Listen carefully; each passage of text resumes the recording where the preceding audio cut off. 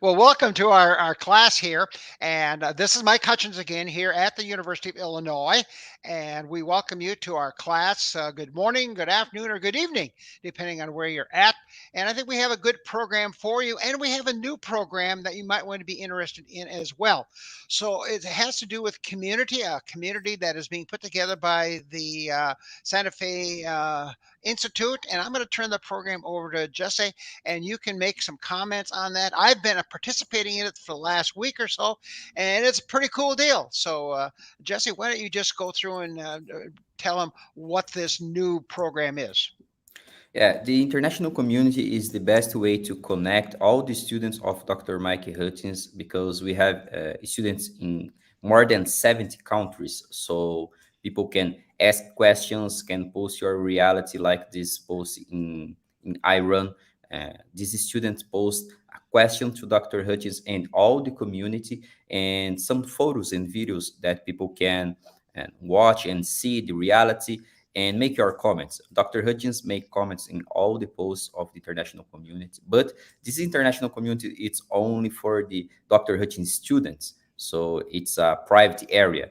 And if you enroll to the course, you have the access of this area, and you can meet all the people in the course. For example, people that live in South America, in Belgium, in France, in Turkey, and Uruguay, and others countries that have students, India, for example, and you can discuss with all the students. And the best students, the most active member of the community, will earn one Nation 2021 book in English at no cost. So Santa Fe will send for the best member every month one book of new NRC, and these people will get an exclusive community sticker. It's like a medal of honor in your community, so everybody will know that you are the best in August or July, for example. We will start in August. The first August we will send this book for the best member of the community. So this is the best way that you have on to connect online with people around the world. Yes, and I'll just add to that. We've had a number of people in the international area already, and one had to do with acid milk. Very challenging topic, and I could find a paper that I forwarded to that individual, which means everybody now can see it. And it was done more recently, as far as that goes. But just a pH in the milk being low, and it's a really tough problem to solve. We had some good discussion online on that as well. And then the one on the fogger that we just saw that just say showed to you, the person that was fogging or wetting the cow, or he called it a shower. And in my view, the shower is the way to go, because you'll hear more about that here in just a few minutes when we talk about heat stress on the cow. And there were several other topics as well that came in that other people answered, and I just commented, yep, that's what I would recommend doing as well. So it's another reach out by Santa Fe Institute to try to make the course even better as far as that goes. So just say anything you need to add to that. No, it's all that. Very Thank good. you Well, very much. we're going to go ahead and do our program for tonight, or today, or this morning, depending where you're at. And the topic's going to be heat stress. And it's an important topic right now here in Illinois. 90 degrees centigrade, which is going to be somewhere around 33, 34 degrees. I mean, that's Fahrenheit. It's going to be 33, 34 degrees centigrade as far as that goes. And our cows are going to be under heat stress, just no question about it. So certainly that is getting to be a real challenge, along with some very dry weather. I don't know if you've been watching many of the world maps, but right where we are, we're in a moderate stress right now, or drought stress as far as that goes. But our topic today is looking at feeding and management of heat stress. And so let's go ahead and start today's program, and we'll be off and running.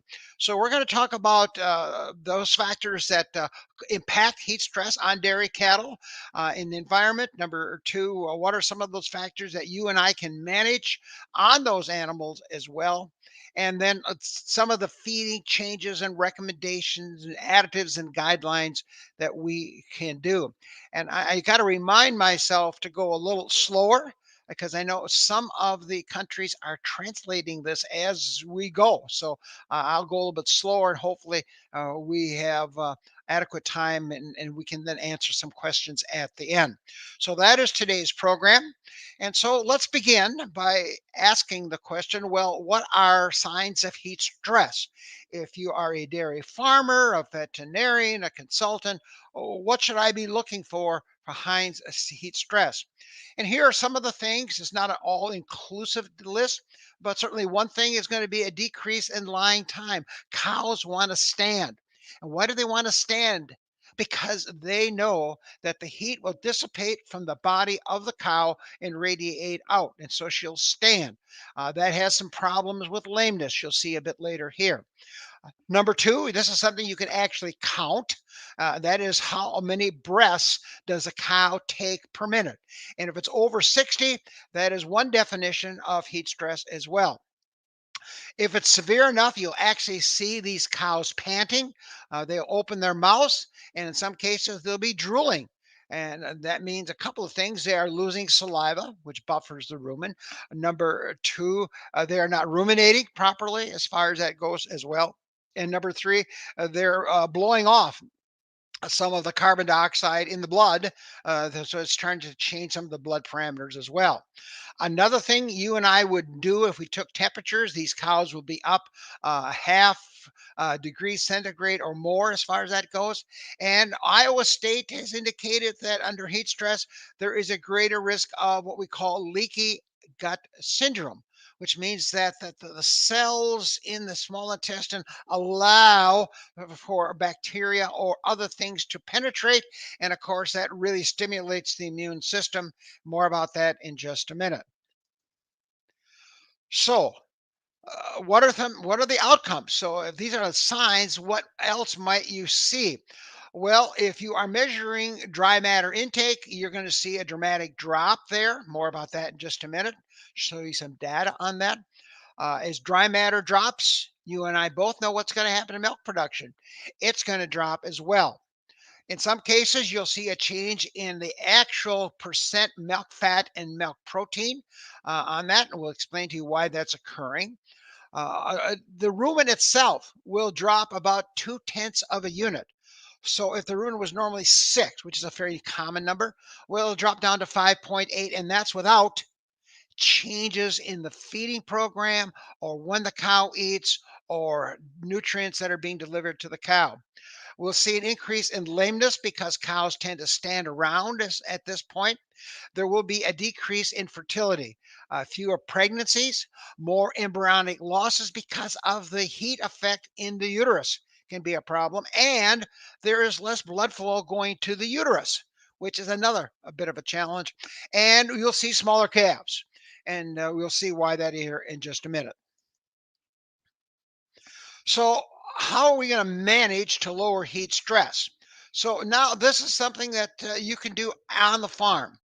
Kansas State University ranked these as far as importance to adjust the cow's environment. The first one is pretty obvious to all of us, and that is just to reduce the heat load on the animal. That could be a shade cloth, it could be trees, it could be a building that has a roof over it that shades the animal. You and I, as humans, we know about that. When it's hot, we don't stand outside in the sun. We go in the house, we go in the swimming pool, or we go someplace in the shade.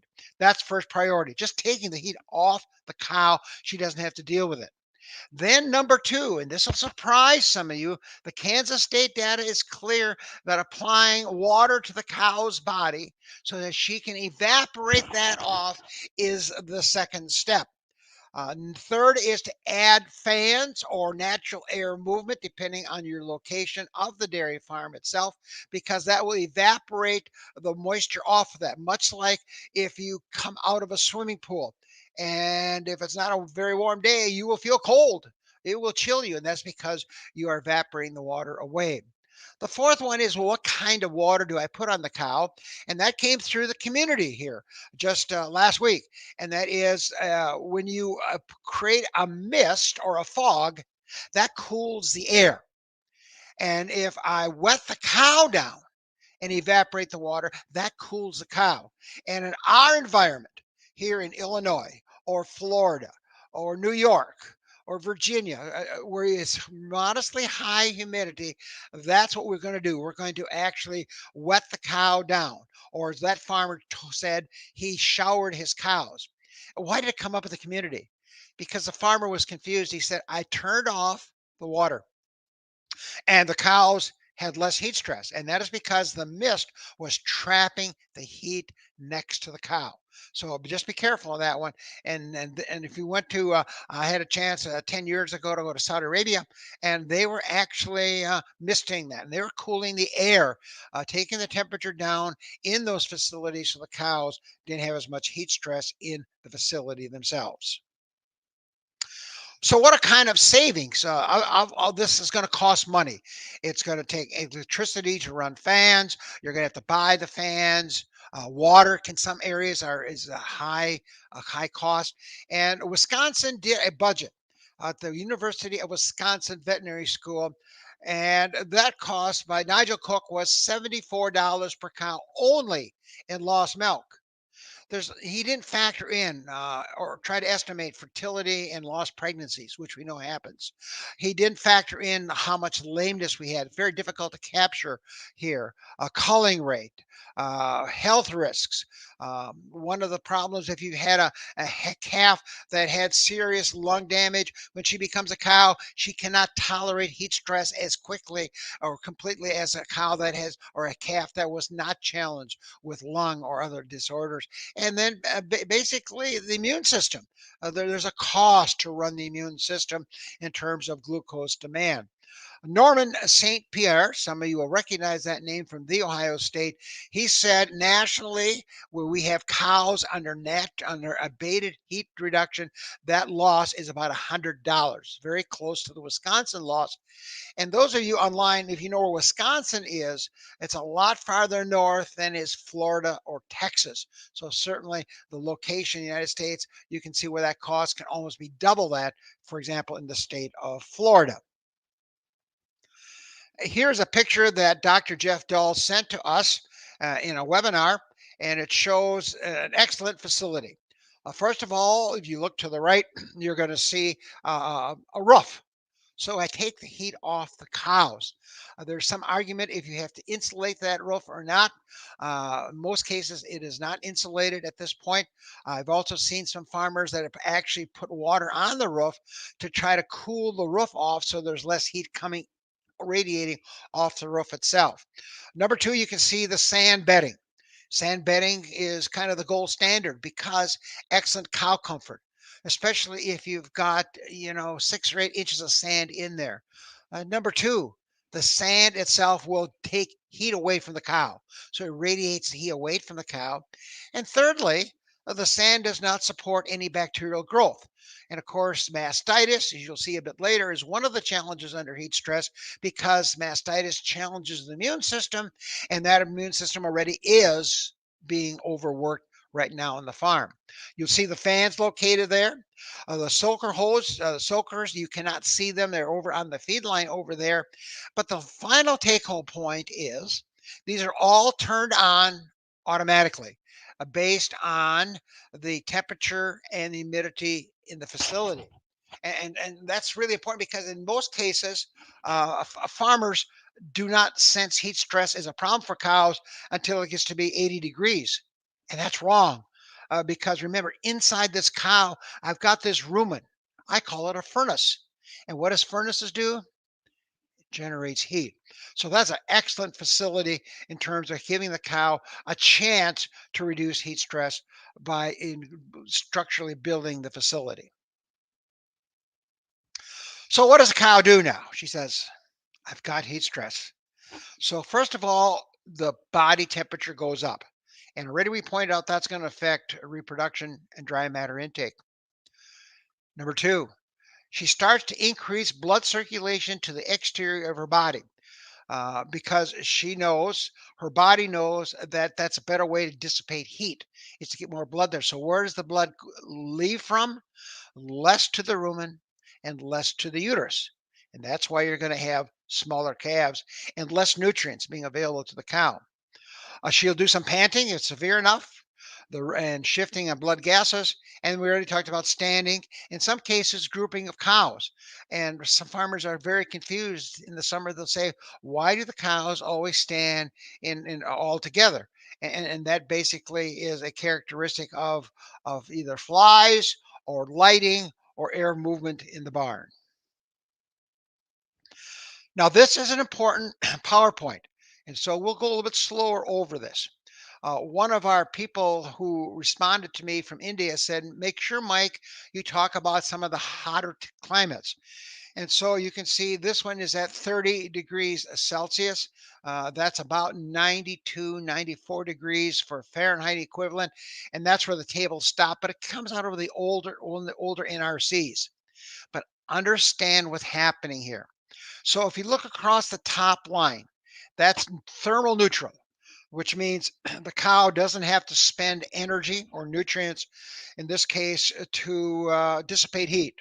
And so you can see maintenance is 100. You can see she's eating 18.2 kilograms. That is what she needs. That's what she eats. She's producing 27 kilos of milk with a very acceptable feed efficiency of 1.50. Now, look what happens. When temperature goes up, maintenance goes up. And that's the first thing that cow will have to pay. And that is she meets her maintenance requirement. You do the same thing. You are not going to die.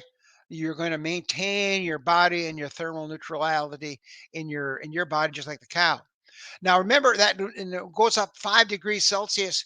She now has to eat an extra kilogram of dry matter. That's how much the tax or a nutrient demand that's generated there. But what's the bad news? Well, because of heat stress, she eats only about 17. So now she has a higher requirement. She eats less. Maintenance are paid first. By the way, immunity is part of the maintenance charge. And now you can see milk production goes down about 4 kilograms and feed efficiency tracks on down. And so you can see as temperature keeps going up, maintenance goes up, dry matter drops down. And the bottom line is these cows are going to produce a little bit less milk. Excuse me. Powerful, powerful. So some of you that are given warmer environments, 38, 39 degrees Celsius, this just continues on. And so anything that you and I can do to reduce this heat load on the cow through buildings, through water and fans are going to be pluses. So let's look at those factors that will lower the impact of heat stress looking at feeding programs. Well, what's the challenge? Well, you already saw the data. Less dry matter intake. We know that she will not eat during hotter times of the period, in noon to probably 4 to 5 or 6 p.m. She just isn't going to eat. She's going to stay in the shade or find shade, and therefore she'll consuming very little feed. We know there's reduced flow of blood to the digestive tract. The rate of feed passage slows down, and we see some good news is that digestibility will increase slightly, but not enough to compensate for those changes. So, what are we going to do about energy factors? Well, we can add fat to the diet. That's one strategy that we can look at out here in the feeding program, and we say about a maximum of about 6% fat. We can also lower the amount of acid detergent fiber or ADF. That'll be reflecting lignin, and that has very lower digestibility and generates more heat because it stays in the rumen longer. We want to increase the NDF digestibility. So, in other words, I want to have the NDF there. I have to have some there, but I want to have it more digestible. And that's why we'll be looking at byproduct feeds, such as citrus pulp, corn gluten feeds, soy hulls. They would fall into that category there because, first of all, they don't generate as much heat because they are digested faster and they leave the rumen a little bit quicker as well. We can increase the starch. We got to be very careful if we increase the starch because the starch itself is it could cause acidosis. So you walk a very fine line there in terms of if I want to get more energy into the diet, most people would say, well, feed them more grain, feeding more barley or corn. And be careful because I remember the rumen already is under heat stress and the pH is down slightly as well at this point. And so we're going to look at these digestible byproduct feed sources. What about protein considerations? Well, first of all, I have to realize that in protein, the rumen microbes are making less amino acids because one, less dry matter intake, and number two, the rumen environment probably isn't quite at an optimal level at this point. So the amino acid requirement doesn't change. I have to have it there. So I can achieve that by increasing the amount of rumen undegraded protein, and in some cases, farmers will increase the level of crude protein. But look at your models. The rumen models will tell you what the right strategy would be. And in most cases, you're going to be looking at a higher quality rumen undegraded source of protein. And one of the best ones here in the US will be heat treated soy products. Heat treated soybean meal, heat treated soybeans can be fed, and products like that. The good news is that one thing you and I can monitor to see how well we're using the protein, like we do in any other situation, is milk urea nitrogen or MUNs. So if we can keep the right kinds of proteins and the right utilizations of ammonia in the rumen, the milk urea nitrogen hopefully does not increase significantly higher. But that becomes a nice benchmark that you and I can monitor as far as that goes. Another factor under heat stress is to increase the ration palatability. In other words, just make the feed taste better and to encourage the cow to consume it. And the real winner here to me is going to be corn silage for a couple of reasons. First of all, corn silage will have, if it's well fermented, it will have 4 to 6% lactic acid. And that lactic acid will be an inhibitor of secondary fermentation in the feed bunk and keep the pH at a lower level. The corn silage also makes the ration slightly wetter. That's one of the other problems under heat stress. The ration dries out and therefore becomes less palatable, especially if it's in an outside bunk where it has an opportunity for wind to dry it out. And I've been on some farms at 3 or 4 o'clock in the afternoon in which the TMR is bone dry, bone dry. It's just a dry TMR, and most farmers would recognize that that's not going to increase dry matter intake. Another thing I can do is to add molasses to the program. Molasses, sugar. In other words, you could use molasses. You could use bakery waste. You could use whey byproduct. What that does is that it reduces sorting. The molasses, liquid molasses will increase the palatability. And the other good news is molasses also increases NDF digestibility. And of course, that's always going to be a plus under heat stress. Another thing that we can look at is what we call a feed stabilizing agent. These are commercial products commonly used in the United States, and these are blends of propionic and acetic acid. And they're blends because one, the blended ones are usually cheaper than propionic acid, but propionic acid retards mold and acetate retards wild yeast. And of course, the wild yeast accentuates the secondary fermentation and allows molding to occur. So the blend can do 2 or 3 different things as well there. Another thing you and I would consider is feeding more frequently and feeding at cooler times of the day, which usually for us is going to be an early evening, at night, and early morning. That's the time when cows will be cooling off and her body temperatures hopefully are declining. And she says, hey, I'm feeling better. I'm going to go ahead and eat some more dry matter intake as well.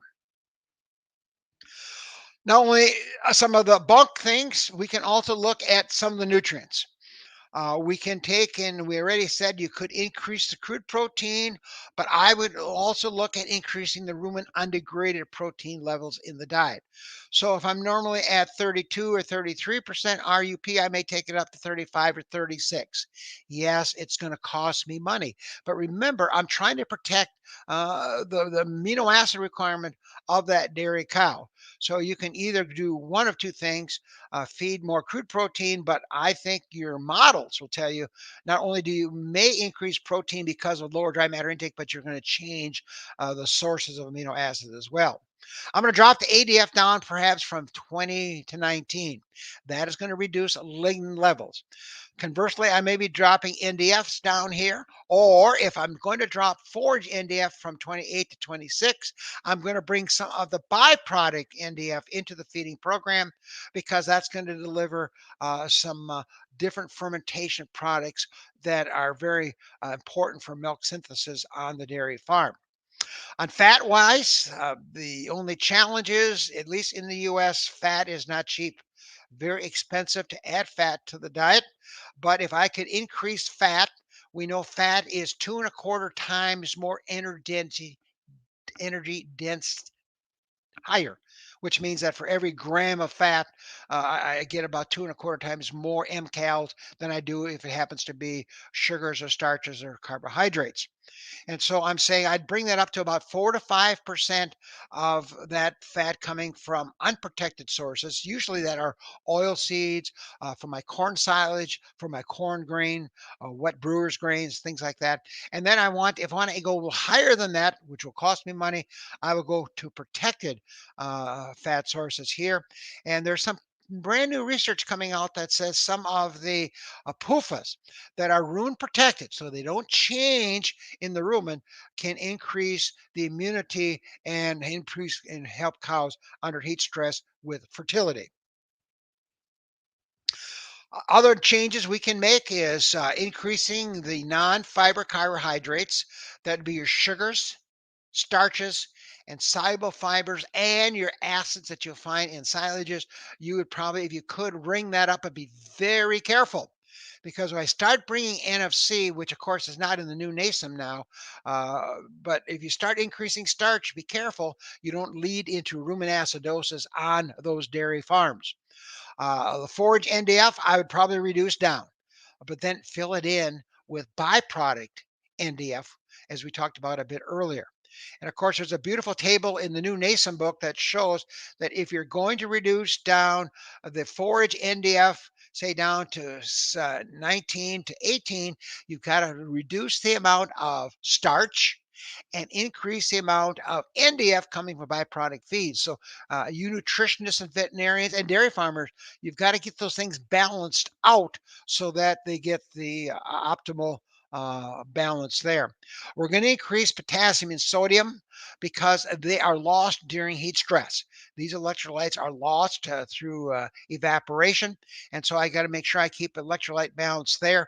Potassium and sodium are the real key factors. In just a minute, we'll talk about the DCAD numbers you'll want to have in the diet as well.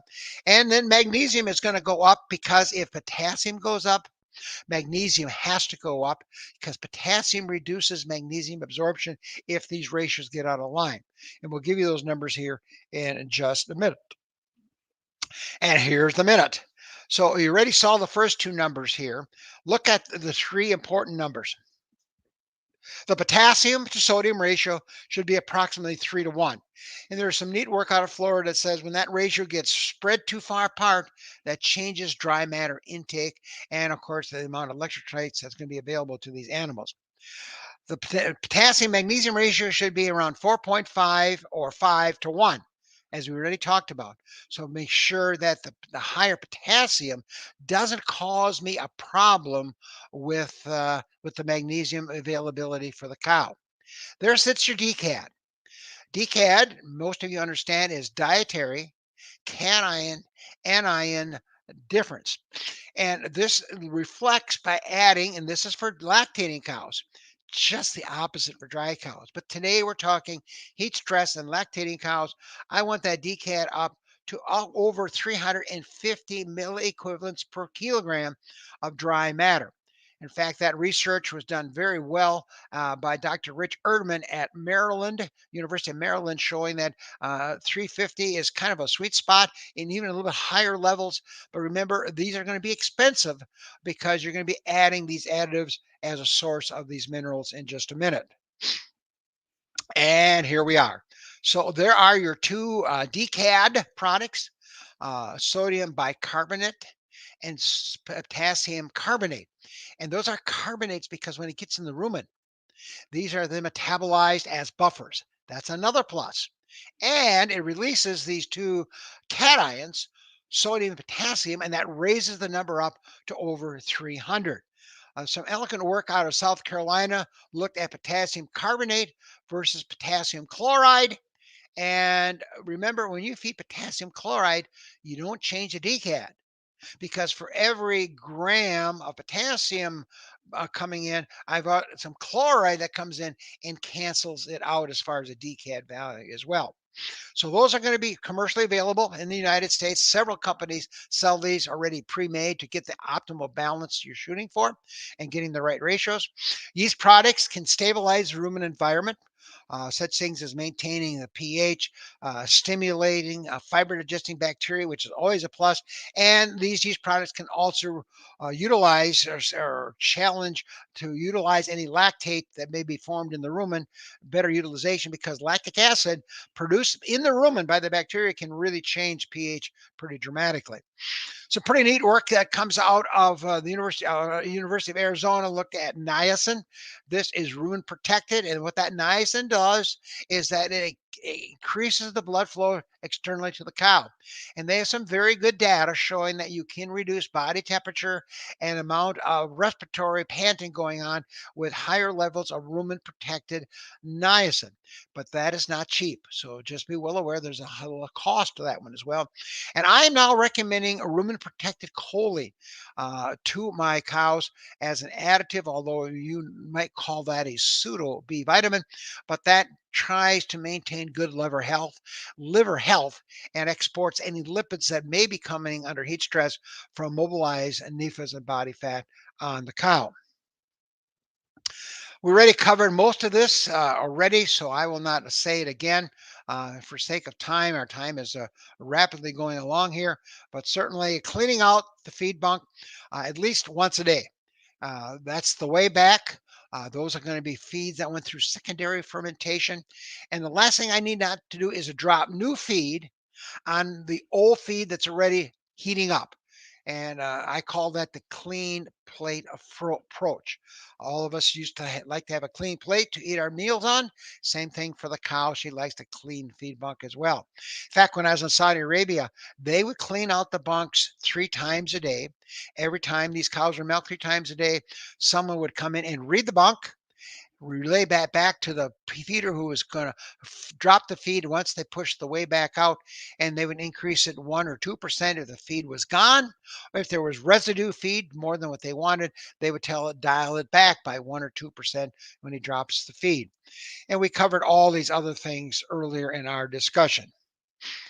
So, as we summarize for lactating cows, these are your challenges. Anything I can do to reduce the amount of heat of digestion, or we call that heat increment. Remember, that is inside this cow's rumen is a furnace and it's running 24/7. And so in the winter, that's good news. In the summer, that's bad news. So you can see such things as high digestible forages, uh, BMR corn silage, brown midrib corn silage, lower lignin alfalfas, BMR sorghum sudan grass. Those would all have more high digestible forage sources. Use of the byproducts. In many cases, they are economically a good decision. For us, it would be corn gluten feed and wheat bits would be the ones that would help us out right this time of the year. Consider adding adds fats and oils as an alternate energy source. Remember, I call that a bypass energy source. In other words, the bacteria don't do much to oils and fats. They break down basically starches and sugars and NDFs in the rumen, but fats and oils pretty much go through as they were fed, and add some grain if there is room, but be careful. we don't want to get into acidosis. Number two, let's get the right electrolyte balance, the right decades in these cows, the right minerals we mentioned a bit earlier. Anything I can do to maintain dry matter intake, and that'd be my third bullet item here for lactating cows. Anything I can do to keep this cow from dropping down that kilo of dry matter or eat that extra kilo of dry matter is always going to be a winner. So that pretty much summarizes our lactating cows. And we then are going to, I guess that's my last PowerPoint that's going to come up here. We want to also cool dry cows. We had to reload our PowerPoints tonight for today's program, but just listen to me. We're going to talk about dry cows, and you want to cool the dry cows. Dr. Jeff Dahl's got some wonderful data from Florida that shows us that if you cool the dry cows, they will produce 5 liters more milk across the entire lactation. That's just a huge difference out there. So certainly cooling the cow. In a webinar he did on Hordes Dairyman, he was asked, "Can I just do the close-ups?" And all they cool the entire dry period. He said he estimated. I haven't seen newer research that certainly the close-up cows should be cooled, and on some farms that's going to be the easiest dry cows to cool, but he would like to see them all cooled as far as that goes. If I cool the dry cows, besides getting that extra 5 liters of milk, my calf will be about 4 kilos heavier. And that's because of reduced blood flow to the uterus under heat stress. And so my calves are more normal sized at that point. And not only that, it affects the colostrum absorption as far as blood gut closure would occur. That's another important point. And it also increases rate of gain. At weaning time, not only do these calves come into the world smaller, but they gain slower if they come from cows that were not cooled. And then the last point, and this is one that just fascinates me, and we're seeing more of this in dairy nutrition. It's called epigenetics, and what that is that if I got a dry cow that has not been cooled, and she has a heifer calf, not only will that calf be smaller and she'll grow a little bit slower, but when she becomes a milk cow, the Florida data would indicate they give also about 4 to 5 kilos less milk. And we kind of call that epigenetics. In other words, we've changed the genetics of that calf, not only because of the sire, but because of heat stress that occurred on those calves. So I think cooling the dry cow is just going to be a really big requirement, and that's going to be difficult on many farms because dry cows do not lend itself to water and fans readily on dairy farms.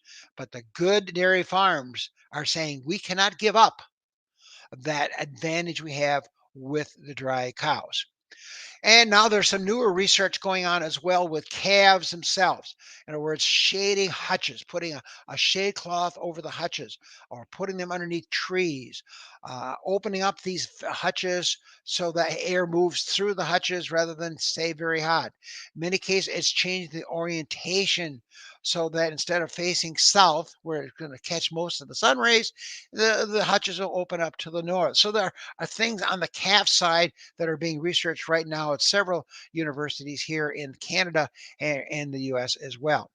So we've pretty much used a lot of our time up here. I want to leave a few minutes for questions and answers that you may have on heat stress or anything else. As you know, as part of our monthly meeting, we will answer questions that you may have, and you can send those in to Jose at the Santa Fe Institute, and we'll try to answer them as best we can. And with that, I think we'll end up this is our discussion that we have on heat stress on dairy cattle. It's a really important factor. As we know, there's a big discussion on global heating. And so we are seeing more heat stress now than maybe we saw 10 or 15 years ago as well. So with that, Jesse, I think we will go on there, and we just put on those of you that are wanting to be enrolled in this class. We now have a lot of different languages that are available, and you just go to that website listed there. It's mikehutchins.com, and the languages you can see. We'd welcome you to join us: English, Portuguese, Spanish, Arabic, Persian, and Italian. So hopefully we have a chance. Some of you that are not in the class, we'd love to have you in the class. Not only do you have a chance to hear these presentations, but a lot of the archived information is there as well. It also has 52 weeks of training modules. I just saw three of my students last week at a conference in central United States, and they were telling me how far they were getting along, how they were using the information. It's all there as well. We also have lectures on the new NASM, the new NRC. And in fact, if you join us in class next month, which will be in July, it's going to be on chapter 15, which is a discussion on byproduct feeds. I think just say we've covered probably 13 or 14 chapters already, and those are also available listed there as well. And then, of course, the as we mentioned earlier, the chance to join community, and you can join a community as part of the within country. So, in other words, there is a community for those of you that speak Portuguese and you interact. Of course, I do not speak Portuguese, and so we go there. Second of all, and Jesse is just showing that now. I am part of the international community, and those questions there that are coming in are English.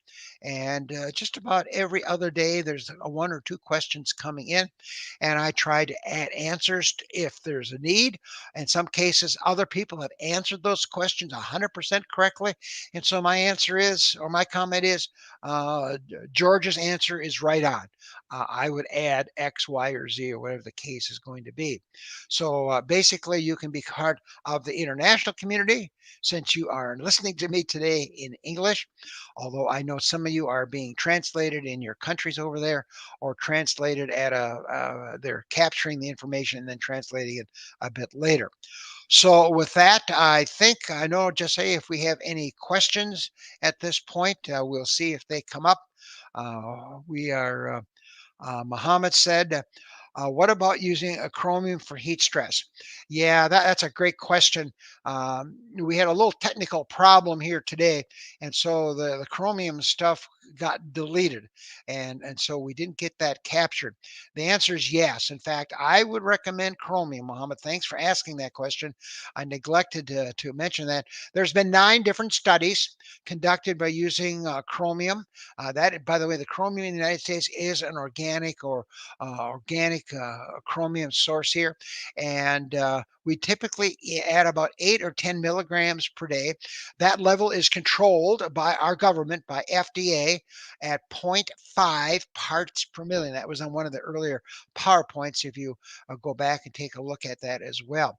And what the chromium is doing is that it is increasing the utilization of glucose and increasing its transport across the intestinal lining, and insulin sensitivity is improved. And that's one of the real problems we have with transition cows and early lactation. They are insulin insensitive. So therefore, they aren't grabbing that glucose and utilizing it. And of course, that glucose is critical under heat stress because of its impact on immunity, because the Iowa State data is clear. So, Mohammed, you asked a very good question. That's a very long answer, but the answer is it is there. And those 4 or 5 PowerPoints did not pop up. They should have came up right here, and they did not come up at this point. And so that's kind of where we're at this point. Great question.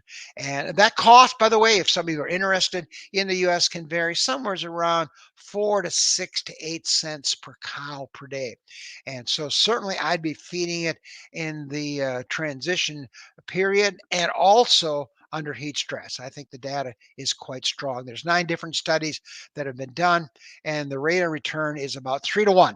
In fact, a little better than that. It's about 3.1, 3.2 to 1. In other words, what is response in milk yield and dry matter intake versus the cost of the product. Okay, great question. Thanks for asking that question. And I mentioned earlier, Mohammed, was that also there is some work with PUFAs, the linoleic and linoleic fatty acids. It too can help under heat stress, under maintaining membranes, and basically that would be the cells in the small intestine and membranes themselves, and improvement in fertility. And the reason why you want to go rumen protected is because I want that as linoleic acid being absorbed. I don't want to let the rumen make a decision. Do I change that to an intermediate? And that can cause problems with milk fat production on the cow itself. So that's why those are rumen protected sources. And they are commercially available in the United States. There are several companies that make them available. So great question, Mohammed. Thank you for asking that very much. Okay, there's the research. My colleague Jose is on it. There is the research that wasn't there. I'm not sure, Jose, you can bring up anything else there on that as well.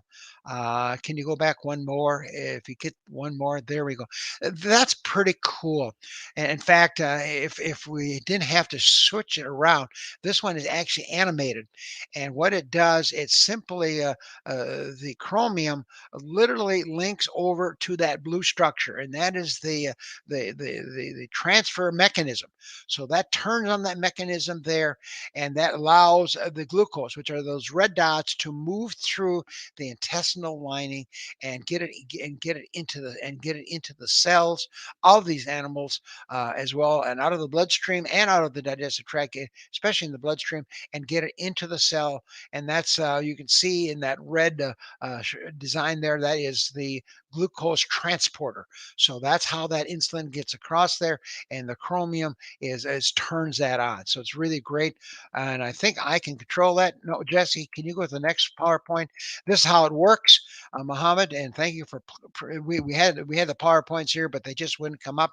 You can see it increases insulin sensitivity in glucose, especially in transition cows and heat stress cows, and that improves dry matter intake. It helps meet the immune system requirement for glucose here, and also helps maintain milk yield as well. And there's the studies. These are all published studies. If you look carefully, you'll have to squint like I am right now.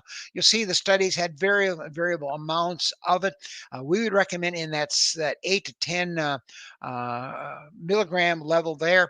There is your return on investment. You can see at the lower responses in terms of milk yield and dry matter intake, 3 to 1, and some of the best studies that was almost 9 to 1 return on the response as well. And Jesse, can you give me the next PowerPoint as well? I think they'd find this interesting. And these are two studies that have been published.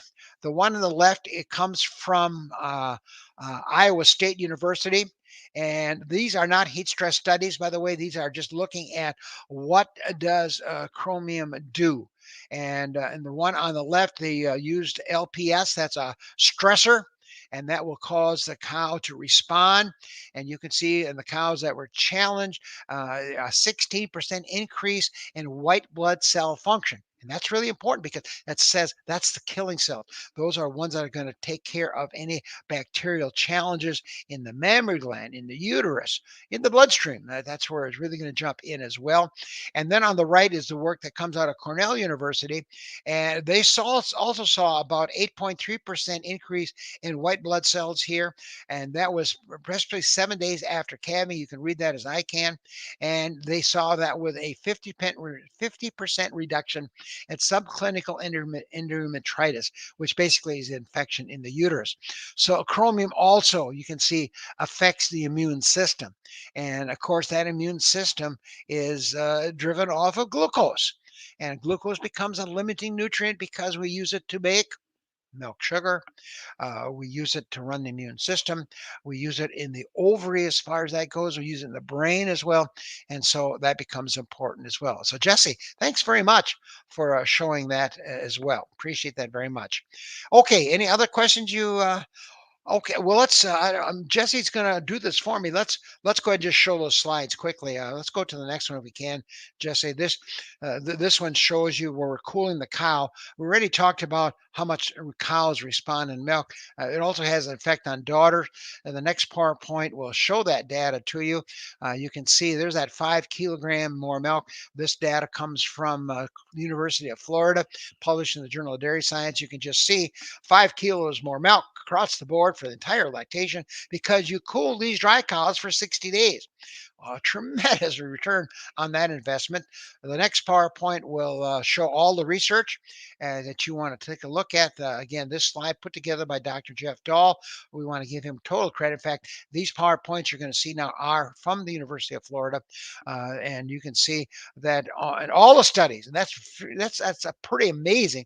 You can see all these different studies there. There's over 10 of them, and the response you can see is always superior in terms of milk yield on these versus the heat stress cows. The next PowerPoint will look at Florida data. And now this talks about metabolic disorders. And what they did here is they took data, and I'm pretty sure this is from the state of Florida or their DHI records there. And you can see big numbers of cows, 10,000 cows in each group here. Those cows on the left calved in the hotter months, which were June, July, August in Florida. And you can see on the right, again, you can see that these are the cows that calve in the cooler months there. Difference there is 550 liters of milk. And we're not talking about cooling cows. We're just simply looking what have these cows responded. And if you look at the numbers over on the under the blue column, you can see mastitis was cut in half, significant from 9% on the cows that were cooled, 18% under the heat stress cows. That was significant at the zero point zero 0.01 level. And then you can see respiratory disease, a nice increase improvement there. Again, difference in retained placenta. Metritis is not biological, is not significant there as well.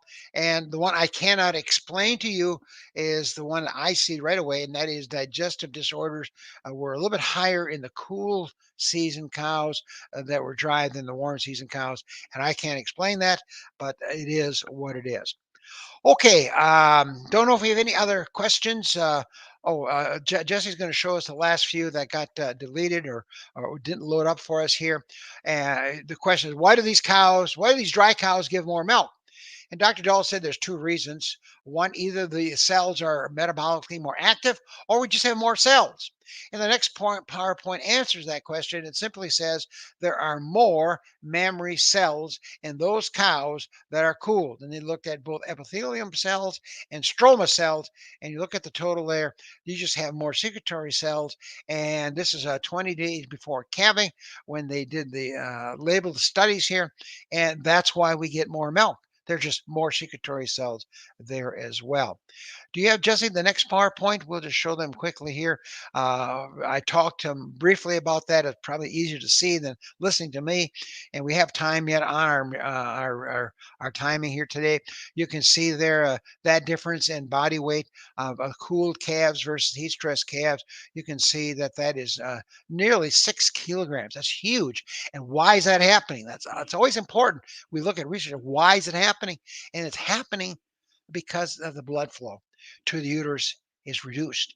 Therefore, these calves have less nutrients to grow and develop on as far as that goes.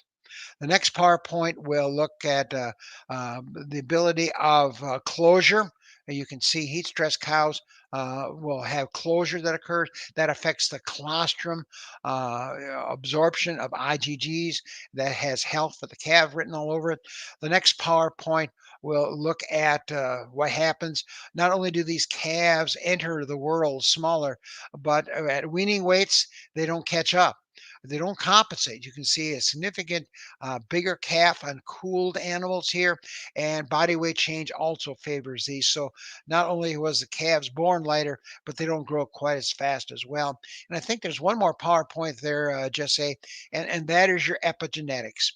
And this is the one that really excites me. To me, I think it's easier for you to see, but just to remember this: if I have a calf today that's born, and she is coming from a cooled cow, 2 years later, you will see that she is going to produce about in her first lactation, and that is statistically significant with the Florida data 2 years later. And of course, that's the epigenetics. We have literally imprinted or changed that female calf. So when she becomes a cow, 2 years later or 23 months later, she produces less milk as well.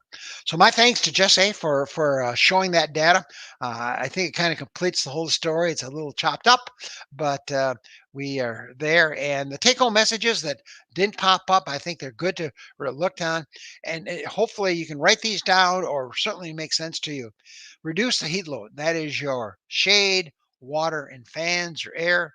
Try to maintain dry matter intake. And that's a story through this whole class. If you enroll in this class, anything you and I can do to affect dry matter intake is always going to have an impact on cows. Try to reduce the amount of heat that a cow generates herself, and that's coming through the fiber fractions. Get the minerals and decad right. And then finally, be well aware of the impact of heat stress on dry cows and subsequent calves. So with that, I don't know. I think we're just got about 4 or 5 minutes left on here. I don't know if we have any other questions, Muhammad. Muhammad, thank you very much for doing that. And then our thanks to Jose for bringing it on up so we could show you that data as well that was in that last phase of the presentation. Okay. Okay, Mangish says summertime milk fat is down. How to increase? And the answer is you're right. We have some data from Hordes Dairy that shows butter fat goes down as a percent, typically, or fat about 3/10 of a point.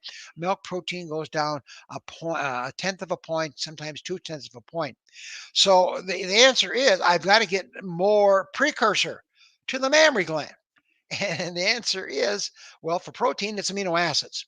And to do that, I'm probably going to feed more rumen undegraded protein to get that job done. Because remember, the dry matter just isn't being increased at that stage of the game. So milk protein is means more amino acids. And the only way to do that is either you got to produce them by the microbes, and that's one of your problems because the rumen microbes aren't as efficient as they would be because of rumen environment and lower dry matter intakes on those cows as well. So, Manjish, the answer, to be very pretty blunt about it, is going to be anything I can do to maintain dry matter intake, and that means what? Reducing the stress on the cows so my maintenance requirements don't go up and my cows don't eat less. So it's kind of a vicious cycle, and it all goes back to heat abatement and diet manipulation and getting the nutrients to the mammary gland that produce it. So that's one of the tools. If you are on your farm or you work with farmers in which they have a lower milk fat, lower milk protein, higher MUNs, the cow is talking to you and I and telling us we've got to do something about the heat stress. Great question. Thanks for asking that. Juan says some studies speak of inflammation. How omega-3 can help under heat stress. One that's brand new research that's coming up. I just picked up on it about in the last 6 months. Some research that's come across my desk, and it has to do with cell membrane. And remember, we talked about the leaky gut syndrome. We know it also impacts reproductive hormones. So certainly that'll come into that angle as well here.